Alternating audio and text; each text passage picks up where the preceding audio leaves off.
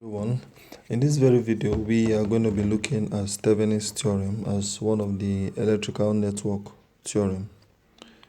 Now by definition we see that when viewed from the load, any network composed of an ideal voltage and a current source and of linear resistors may be represented by an equivalent circuit consisting of an ideal voltage in series with an equivalent resistance. Okay, so what this is saying is that no matter how complex a network is, when you view from the load resistance, you can reduce the whole of that network to have what we call a Thevenins voltage, then your Thevenins resistance, which is also in series with your load resistance. So you reduce the whole network to this. Okay, then you can as well find the current passing through the load resistance. Okay, so what are the steps involved here? The first step here in Thevenins theorem, remove the load resistance, leaving behind an open circuit. So when the load resistance is removed, you have an open circuit. Then secondly, calculate VTH, which is the voltage across the open circuit. Okay, then number 3, step 3 is to change all voltage source to closed circuit and all current source to open circuit, then find RTH. That's find the Thevenins resistance.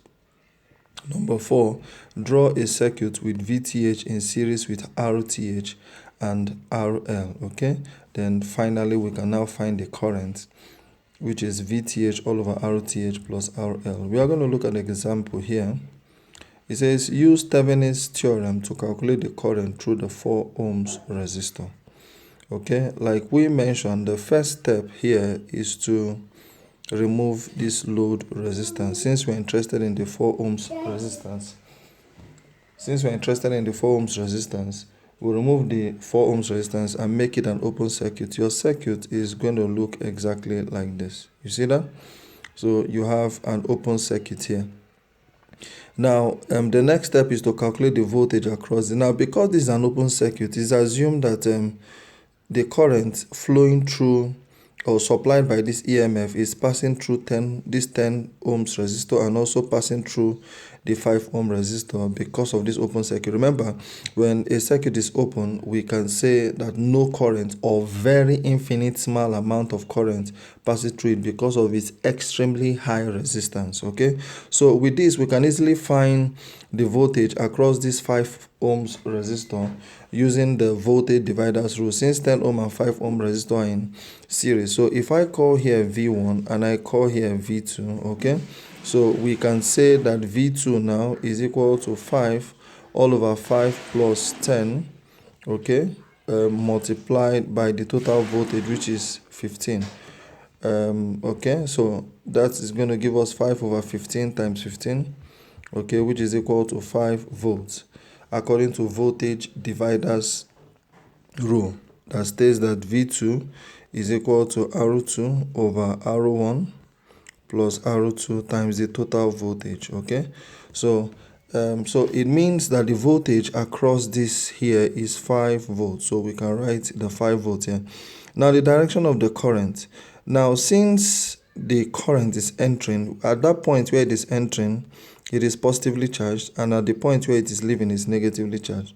Now the next thing is to find VTH. The VTH here is the total voltage from this point to this point, the total voltage in this open circuit from this point to this point. Okay, so which we can take the loop like this, applying Kirchhoff's voltage rule. And if we do that, we are going to get, it means that our VTH for this is going to be minus 6, then for this is going to be plus 5 because of the direction. For the 6 volts is going from positive to negative, that's why it's minus. But for the 5 ohms is going from negative to positive, that's why it's positive. So that will give us minus 1 volt. Now minus 1 volt is the VTH. Okay, so that is that's the second step, which is calculating the VTH. Now we'll move to the next step. Now in the next step here, we are to convert all voltage sources to short circuit. That means remove all voltage sources, convert it to short. Have you noticed here? The voltage source here is removed, the voltage source here is removed, and they are all converted to short circuit. Okay, then this is also the VTH here is also a voltage source, so we closed it too, if you can notice. So in closing this, you would observe that this is how we start finding an RTH from this position. You will observe that 10 ohm resistor is now in parallel with the 5 ohm resistor, because here is closed. Assuming this was open, they would have been in series, but according to the rule of Thevenins theorem, that has to be closed, so making the 10 ohm resistor in parallel with the 5 ohm resistor.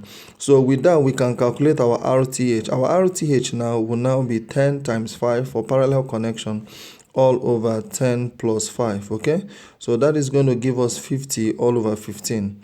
So 5 go here, 10, 5 here, 3. So it means that RTH is 10 over 3 ohms, or if you like, you say 3.33 ohms. Okay, so that is a good one. Now this is what we are going to have. We have your VTH. Remember your VTH, we found VTH, we found RTH. This is VTH and this is RTH. Okay, both are in series with the load resistance. This is the RL. So with this, we can now find the current. Now, but I want you to notice something here. You can see the 1 volt here. The 1 volt here, you see the direction of the EMF is opposite the direction, because we got -1. Remember that VTH is -1. So that -1 changes the polarity of the battery. Okay, so we can find current. Now the current, according to Thevenins, is VTH all over RTH plus RL. Okay, our VTH here is 1 over RTH here. Let's use 10 over 3, then plus RL, which is 4. Okay, so that is now going to be equal to 1 all over. This is going to give us 22 over 3. So the final answer now would now be 3 over 22. And 3 over 22 should give us 0.13,